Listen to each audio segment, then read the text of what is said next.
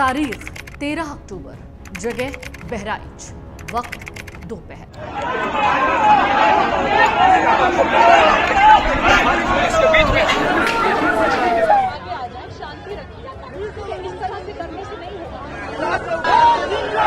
आग लगाए नहीं। यूपी के बहराइच में दुर्गा पूजा विसर्जन के दौरान जो हुआ उसकी सनसनाहट 5वें दिन भी जारी है। इसमें जिस 22 साल के राम गोपाल मिश्रा की मौत हुई उसके हत्यारे अभी भी पुलिस की गिरफ्त से बाहर हैं। अगर आप अभी बहराइच जाएंगे तो वहां का चप्पा चप्पा सन्नाटों से भरा हुआ दिखेगी तो पुलिस फोर्स, दिखेंगे तो कुछ टूटे सामान जिन्हें दंगाइयों ने तहस नहस कर दिया था। वजह है वो सांप्रदायिक तनाव जिसका जिक्र खुलकर कोई नहीं कर रहा। अभी तक इस पूरे मामले में 50 से ज्यादा लोगों को गिरफ्तार किया गया है, लेकिन ये 50 लोग वो नहीं हैं जिन्होंने राम गोपाल की निर्मम तरीके से हत्या कर दी। ये वो लोग हैं जो इस हिंसा में अपना भरपूर योगदान देते दिखे थे, जिनकी पहचान सीसीटीवी से पुलिस ने की। तो चलिए अब जरा बहराइच पुलिस का एक पोस्ट देख लीजिए जिसमें राम गोपाल मिश्रा की हत्या की असली वजह लिखी है। लिखा है, यूपी के बहराइच के महाराजगंज कस्बे में दुर्गा प्रतिमा विसर्जन के दौरान हुए हिंसक विवाद के बाद राम गोपाल मिश्र नामक युवक की गोली लगने से मौत हो गई। इस घटना को लेकर कई अफवाहें फैल रही थीं, जिसमें कहा जा रहा था कि राम गोपाल की मौत करंट लगने और तलवार मारने से हुई थी। उसके साथ काफी क्रूरता की गई, हाथों और पैरों के नाखून उखाड़े गए थे। बहराइच पुलिस की सोशल मीडिया सेल ने इन अफवाहों को सिरे से खारिज करते हुए साफ किया है कि पोस्टमार्टम रिपोर्ट में मौत का कारण गोली लगना पाया गया है। पुलिस ने जनता से अपील की है, अफवाहों पर ध्यान मत दीजिए, सांप्रदायिक सौहार्द बनाए रखिए। जिस इलाके में हिंसा हुई है वो कस्बा महसी तहसील के अंतर्गत आता है और बहराइच से करीब 30 किलोमीटर दूर है। आरोप है पूरा विवाद दुर्गा विसर्जन के दौरान डीजे पर भड़काऊ गाना बजाने की वजह से शुरू हुआ, जिस पर मुस्लिम पक्ष ने आपत्ति जताई। घटना वाले दिन वहां मौजूद पुलिस वालों ने कहा, विवाद तब बढ़ा जब दूसरा पक्ष डीजे बंद करने के लिए तैयार नहीं हुआ तो दूसरे पक्ष की ओर से डीजे का तार निकाल दिया गया। इसके बाद भीड़ ने हंगामा शुरू कर दिया। पुलिस के मुताबिक इसके बाद विसर्जन जुलूस में शामिल राम गोपाल मिश्रा आपत्ति जताने वाले एक शख्स के घर पर चढ़ा, हरा झंडा निकाला, भगवा झंडा फहराया। इसका वीडियो भी इस वक्त सोशल मीडिया पर वायरल है, जिसकी पुष्टि खैर हम नहीं करते, लेकिन सोशल मीडिया पर इस वीडियो को डालकर ये लिखा गया है कि बहराइच में उस दिन जो हिंसा हुई वो इस वीडियो से जुड़ी हुई हिंसा है। अब इसमें क्या सच है क्या झूठ ये अभी किसी को भी नहीं पता। कहा जा रहा है इस वीडियो को जानबूझकर फैलाया गया है ताकि लोगों की धार्मिक भावनाएं आहत हो। इस वीडियो में राम गोपाल मिश्रा को हरा झंडा निकालकर भगवा झंडा फहराते हुए देखा गया था। इस दौरान घर के अंदर से गोली चली जिसमें उनकी मौत हो गई। गोली चलाने का आरोप सरफराज नाम के एक शख्स के पिता अब्दुल हामिद पर है, जो अभी तक फरार है।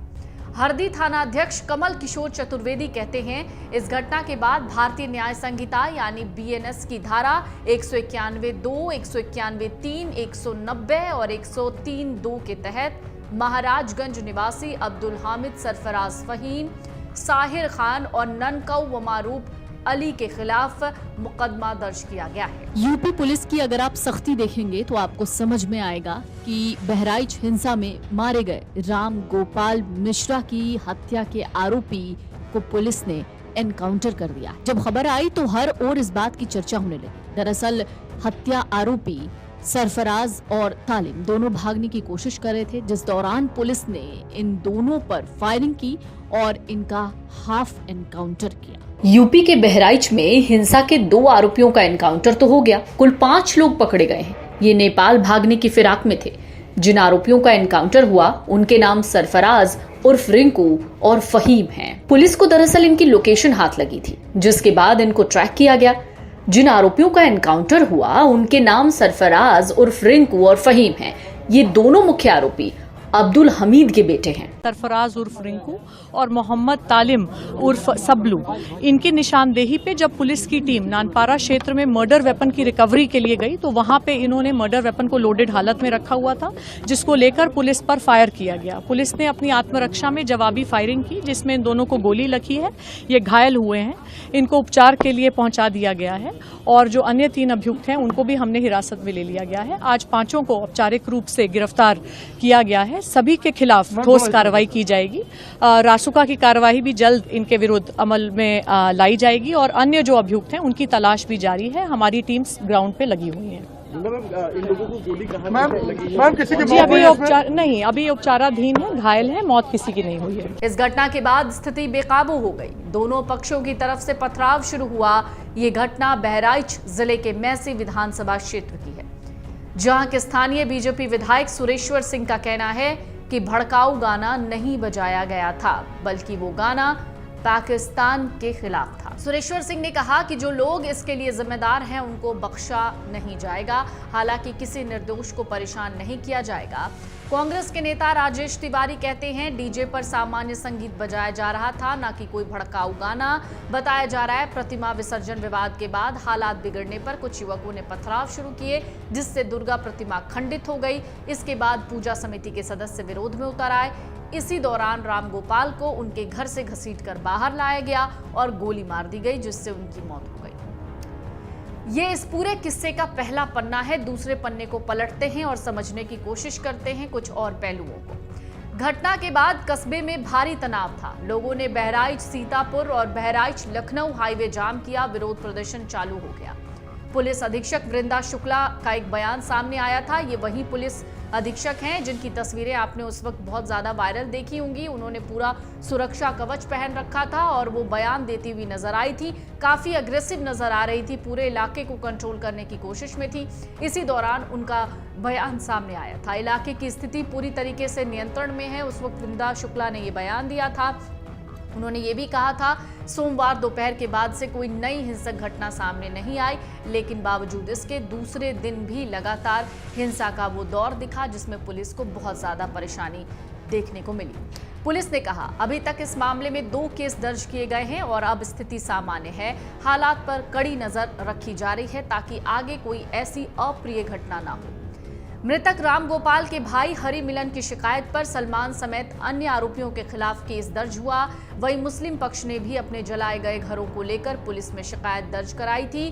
कुछ बयान सामने आए थे, जरा उन्हें भी देख लीजिए। शायद जब आप इन बयानों को देखेंगे तो आपको समझ में आएगा कि जब इस तरीके की हिंसा होती है तो इसमें धर्म कोई काम नहीं आता, यानी ऐसी हिंसाओं में धर्म की कोई जगह नहीं होती और लोग अचानक से एक दूसरे के खिलाफ इतने हिंसक हो जाते हैं कि उनके घर तो क्या उनके घर वालों को भी नहीं छोड़ते। जरा ये बयान देखिए, सुनिए, उसके बाद आप इस पूरे मामले को आधे से ज्यादा समझ जाएंगे। आग लगाए नहीं। क्या नाम है आपका? कुछ नहीं हुआ था हमसे, सबसे नाजायज आग लगाए थे। यहाँ कुछ नहीं, हमारा लोग का कोई माहौल नहीं था। हम लोग अपने घर पे शांति बनाकर बैठे थे, लेकिन इन लोग ने महाराजगंज का दंगा था, वो लोग आकर हमारे लोगों के घर में सारी कम से कम 20 गाड़ियां फूंक दी गई हैं, साइकिल फूंक दिए, घर में जितना फिर जो भी था सामान सब लूट लिया गया है और घर को पूरा फूंक दिया गया। हम लोग को भगा दिया, हम लोग भाग गए थे। अब आप कहाँ जा रहे हैं? पुलिस कहाँ ले जा रही है? पुलिस बोल रही कि थाने को चलिए और वहाँ हम शिफ्ट रखेंगे। बोरा पल्ली बिस्तरा सारा जातने कपड़ा तो नए रखे ना, सब फूंक दी ने। देखो सब सामने पड़ा है, सब घर पर आदमी ना आवे ना दी। हमारे लड़के काल से अब तक 12 साल के लौंडा गायब है, ना मिले थे। बच्चा खो गया है। बच्चा कल घर विसर्जन जाके गली में मार के पता नहीं कहाँ के दीने अत्ता घर बनवे नहाए तो कर। पुलिस ने अब तक इस मामले में 51 लोगों को गिरफ्तार किया है, जिनकी मेडिकल जांच के बाद उन्हें जेल भेज दिया गया है। बहराइच पुलिस ने एक बयान भी जारी किया। मीडिया में चल रही खबरों का खंडन करते हुए भ्रामक और झूठे तथ्यों का प्रसार करने वालों के विरुद्ध एक्शन की चेतावनी दी। बहराइच पुलिस ने सोशल मीडिया प्लेटफॉर्म एक्स पर जारी बयान में कहा 13 अक्टूबर को घटित घटना में एक हिंदू व्यक्ति की हत्या के संबंध में सोशल मीडिया में सांप्रदायिक सौहार्द को बिगाड़ने के मकसद से भ्रामक सूचना जैसे मृतक को करंट लगना, तलवार से मारना और नाखून उखाड़ना जैसी बातें फैलाई जा रही हैं, जिसमें कोई सच्चाई नहीं है। पुलिस ने आगे लिखा, पोस्टमार्टम में मृत्यु का कारण गोली लगने से होना पाया गया है। इस घटना में एक व्यक्ति के अतिरिक्त अन्य किसी की मृत्यु नहीं है। अफवाहों पर ध्यान न दें और भ्रामक सूचनाओं को प्रसारित न करें। बहराइच पुलिस ने यह भी कहा कि सांप्रदायिक घटनाओं से जुड़े हुए भ्रामक और झूठे तथ्य कुछ सोशल मीडिया अकाउंट्स पर गलत तरीके से प्रसारित हो रहे हैं। पुलिस ने कहा, ऐसे सभी अकाउंट्स के विरुद्ध विधिक कार्रवाई की जाएगी। दरअसल ये हिंसा दोबारा भी भड़की। रविवार की घटना के बाद यानी 13 अक्टूबर को जो ये घटना घटी, उसके अगले दिन भी इस तरीके की तस्वीरें सामने आई। रविवार की घटना के बाद प्रशासन ने मूर्ति विसर्जन तो करा दिया, जिसके बाद ये माना गया कि हालात सामान्य हो जाएंगे, लेकिन सोमवार को भी हालात बिगड़ गए, यानी 14 अक्टूबर को तड़के करीब 3 बजे रामगोपाल मिश्रा का शव उनके गांव आया, जिसके बाद गांव के आसपास लोगों की भीड़ इकट्ठा हो गई। लोग शव को लेकर महसी तहसील आए, धरना देने लगे। इलाके के बीजेपी विधायक सुरेश्वर सिंह ने लोगों को समझाया बुझाया, शांत कराया और मृतक के शव का बाद में जाकर पूरे हो हंगामे के बाद अंतिम संस्कार हुआ। घटना हुई थी, आप लोग भी जानते हैं, हम भी जानते हैं। घटना के तुरंत बाद हम लोग पहुंचे भी थे और जो प्रथम दृष्टया जिनके कारण घटना होना बताया गया था, ऐसे अधिकारियों के विरुद्ध कार्रवाई भी की जा चुकी है और जांच चल रही है। जांच में जो भी दोषी पाया जाएगा, माननीय मुख्यमंत्री जी ने कहा है कि जो भी दोषी होगा उसको बख्शा नहीं जाएगा, चाहे जितना बड़ा हो। और जो पीड़ित है, पीड़ित का शासन प्रशासन भी पक्ष ले रहा है। वही स्थिति तो बिल्कुल सामान्य है। अंतिम संस्कार के बाद में स्थिति लगभग सामान्य हो गई है। पीड़ित परिवार मिला माननीय मुख्यमंत्री जी से, माननीय मुख्यमंत्री जी ने ही बुलवाया था अपनी ओर से। पीड़ित परिवार ने अपनी बात कही कि कड़ी कार्रवाई होनी चाहिए। उस पर उनका आश्वासन था कि कठोर से कठोर कार्रवाई होगी, जो भी दोषी होगा और जो इस घटना में शामिल रहा होगा उसके खिलाफ कड़ी से कड़ी कार्रवाई होगी। दूसरा, परिवार को 10 लाख रुपए की आर्थिक सहायता, एक मुख्यमंत्री आवास, शौचालय, आयुष्मान भारत का कार्ड और जितनी भी सरकारी योजनाएं हैं उनसे उस परिवार को लाभान्वित किया जाएगा। तो उसकी पत्नी हाई स्कूल पास है, तो अगर उसके लायक कोई ऐसी चीज है या नौकरी है या संविदा पर कोई ऐसा मानक के अनुसार रहेगा तो उस पर भी विचार करने के लिए कहा। मृतक के शव को अंतिम संस्कार के लिए ले जाए जाने के बाद भीड़ एक उग्र हो गई, सड़क पर उतर गई। भीड़ ने कुछ लोगों के घरों को निशाना बनाया, कई घर जलाए, कुछ दुकानों को निशाना बनाया, शोरूम्स में आग लगा दी। वो तस्वीरें एक एक करके सोशल मीडिया पर सामने आई, जिसके बाद सब सोचने पर मजबूर हो गए कि आखिरकार ये कैसी तस्वीर है, ये ऐसा कैसे हो गया। और इस तरीके की हिंसा की तस्वीरें वाकई डराती हैं। महाराजगंज के आसपास के कुछ इलाकों में हिंसा फैल गई थी। 13 तारीख, 14 तारीख यानी 13 अक्टूबर और 14 अक्टूबर को हुई हिंसा में घटनास्थल के पास बनी मस्जिद को कोई नुकसान नहीं हुआ। हालांकि मस्जिद और उसके पड़ोस में चलने वाले मदरसा दोनों बंद कर दिए गए। तो क्या प्रशासन से इस पूरे मामले में चूक हुई है? दरअसल इस वक्त ये सवाल सोशल मीडिया पर भी उठ रहे हैं। अगर आप इन सवालों को बहुत गौर से समझने की कोशिश करेंगे तो आप पाएंगे कि सीएम योगी ने भी कड़ा एक्शन लिया है और कड़ा एक्शन लेते हुए उन्होंने थाना अध्यक्ष को भी सस्पेंड किया है, सीओ को सस्पेंड किया है। उन्होंने उन पुलिस वालों पर भी गाज गिराई है जो इस पूरे मामले में थे, यानी वो स्थिति को सही तरीके से कंट्रोल नहीं कर पाए। मुख्यमंत्री योगी आदित्यनाथ ने खुद गृह सचिव और ADG law and order Amitabh Yash को बहराइच भेजा था, जिनकी एक तस्वीर सोशल मीडिया पर खूब वायरल हुई थी, जिसमें अमिताभ यश दौड़ाते हुए नजर आ रहे हैं उन दंगाइयों को जो सड़क पर उतरकर हंगामा कर रहे थे। अमिताभ यश की ये तस्वीर खूब वायरल हुई थी, जिसमें वो पिस्टल लेकर भीड़ को तितर बितर करते हुए नजर आए थे। ADG law and order Amitabh Yash के सड़क पर खुद उतरने के बाद सुरक्षा बलों ने मुस्तैदी से मोर्चा संभाला, जिसके बाद हालात तो काबू में आ गए, लेकिन अभी भी कई जिलों में पुलिस फोर्स है, पीएससी मौके पर तैनात किए गए हैं।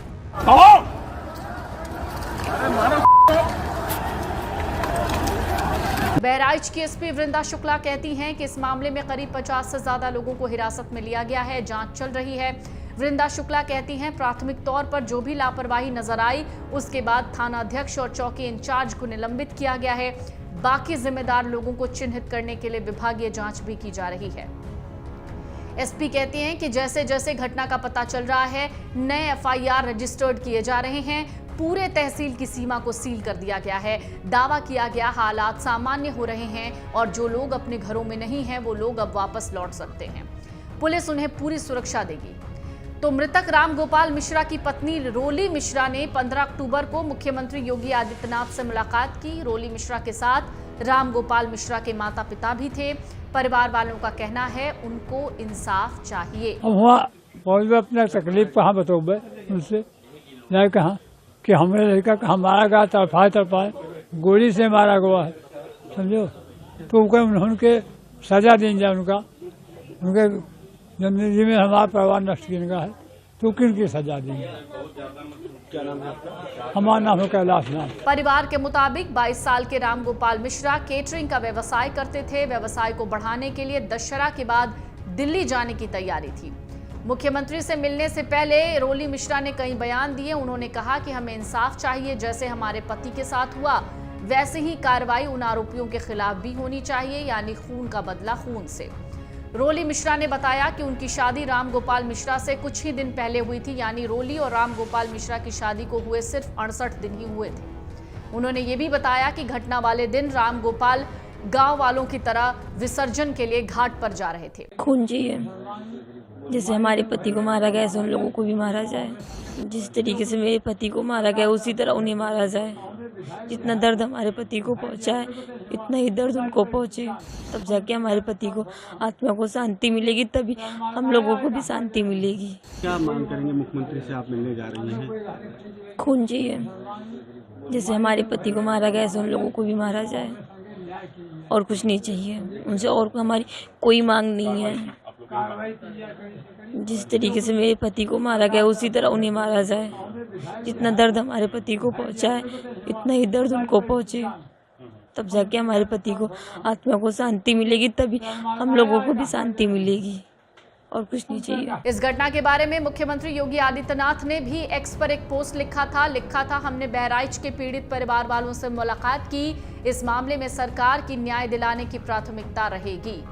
योगी आदित्यनाथ ने कहा, जनपद बहराइच की दुर्भाग्यपूर्ण घटना में काल कवलित हुए युवक के शोक संतप्त परिजनों से लखनऊ में भेंट की। दुख की इस घड़ी में उत्तर प्रदेश सरकार पूरी संवेदनशीलता और प्रतिबद्धता से पीड़ित परिवार के साथ खड़ी है। आश्वस्त रहें, पीड़ित परिवार को न्याय दिलाना सरकार की शीर्ष प्राथमिकता है। इस घोर निंदनीय और अक्षम्य घटना के दोषियों को किसी भी कीमत पर बख्शा नहीं जाएगा। इन सब के बीच मुख्यमंत्री योगी ने राम गोपाल मिश्रा के परिवार को 10 लाख रुपए का मुआवजा देने की बात कही है, लेकिन अब इस पूरी हिंसा की घटना में यानी बहराइच हिंसा में कुछ ऐसे अनसुलझे सवाल हैं जिनके जवाब अभी भी बाकी हैं। महाराजगंज में पर्याप्त फोर्स न होने के कारण पुलिस को घटना वाले दिन और बाद में 14 अक्टूबर को पीछे हटना पड़ा। मौके पर मौजूद लोगों का कहना है संख्या बल के हिसाब से भीड़ ज्यादा थी, पुलिस वाले कम थे, जिससे एक्शन में देरी हुई। कुछ लोगों ने सवाल उठाया, क्या डीजे बजाने को लेकर सरकार ने या स्थानीय प्रशासन ने कोई गाइडलाइन जारी की थी? अगर डीजे पर भड़काऊ गाना बज रहा था तो पुलिस ने क्यों नहीं रोका? घटने पे जो है माता जी की जुलूस जा रहा था और उसमें जो है कुछ गाना बज रहे थे। अपना समाज के बारे में उन्होंने गाना कहा, ये गाना मत लगा यहाँ पे।